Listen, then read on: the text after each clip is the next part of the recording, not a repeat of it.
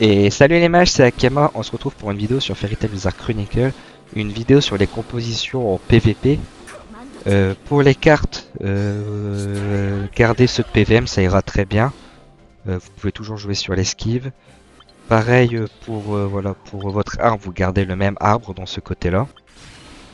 Et voilà, pour le monde des esprits, vous gardez exactement le même. C'est pour ça d'ailleurs que en PVM, je vous ai plutôt conseillé le taux de critique, alors que les dégâts crit pourraient être un peu meilleurs.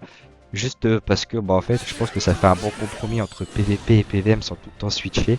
Après vous pouvez toujours garder des runes sous le coude pour les deux, mais bon c'est un peu emmerdant. Mais voilà. Donc tout crit est un peu meilleur. Je fais d'abord un petit disclaimer, hein. Donc c'est les compos PVP, hein. Donc là forcément vous allez avoir moins de choix par rapport au PVM sur les persos à switcher.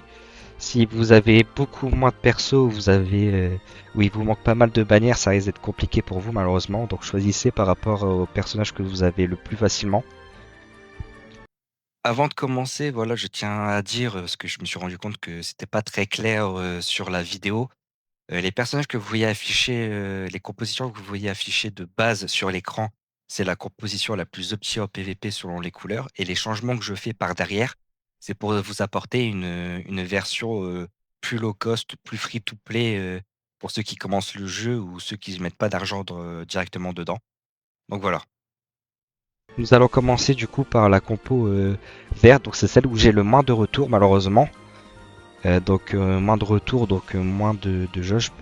Notamment, je pense que vous pouvez quand même changer voilà, le Sting vert par le Guide Darks. Et vous pouvez potentiellement changer la Jubia par Auguste, même si je trouve que c'est vraiment pas fou. Donc voilà. Ça resterait comme ça pour la green vert. Et puis pour l'Axus, vous pouvez pas le changer malheureusement. Donc voici. Pour la team jaune ensuite. Donc je fais quand même, j'essaie quand même de trier ce que pour moi est le plus viable ou pas. Donc j'ai commencé par la team verte parce que forcément c'est celle que j'ai le moins de retour. La team jaune ensuite que je vais décrire parce que bah c'est la team la moins free to play et si vous n'avez pas les persos, ça va être vraiment compliqué. D'ailleurs je me suis trompé, voilà, pour la team jaune PVP c'est celle-là. Donc bah Mavis, il n'y a que Mavis et Kagura qui sont un peu free to play. Sinon pour voilà, vous avez Mira Satan dessous, elle a un imbougeable. Vous pouvez potentiellement changer la Erza du Nouvel An par Gadjil, qui va aussi appliquer le saignement, donc ça peut être sympathique. Et ensuite, vous pouvez changer une des deux DPS à distance, donc je vous conseille quand même de garder voilà, donc je vous conseille quand même de garder la Lévi du Nouvel An en priorité. Et si vous l'avez pas, vous switchez entre les deux, hein, et pour la Jubia. Jubia qui est donc pour la Jubia qui est là.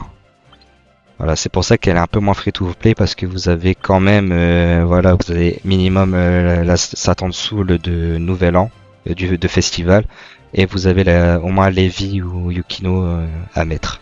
Ensuite, pour moi, c'est la compo raid en PvP. Je vais vous expliquer pourquoi. Déjà, c'est la compo la plus free to play à mon sens parce que déjà le pivot de l'équipe, ça reste quand même Irene qui est dans la bannière permanente. Euh, Vous pouvez changer Gildarks en tank, vous pouvez le changer par Elfman, comme ceci, voilà.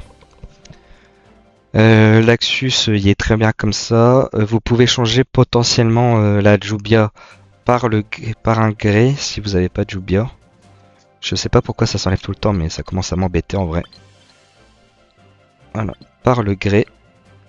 Et ensuite, si vous n'avez pas, voilà, vous n'avez pas Lucie, vous pouvez changer par, voilà. Je vous conseille d'échanger par Ishia. Ça compose vraiment. Et si vous voulez un soigneur, vous pouvez mettre Mirajin. Et enfin, vous pouvez changer Natsu Dragon Force par Sting. Voilà, ça donnerait ça la compo free to play. Voilà. Et pour moi, la meilleure compo là actuellement en PVP, c'est celle-ci. Alors pourquoi? Déjà, premièrement, parce que la compo la plus free to play, c'est la rouge. Et on voit, il faut pas oublier, vous avez ça aussi à prendre en compte en PVP. Dégâts infligés plus 20% et dégâts infligés moins 20% en désavantage. Donc il faut vraiment faire attention. Du coup, pour moi, vu que la compo rouge elle est vraiment la plus free-to-play, il y a beaucoup plus de gens qui vont la jouer.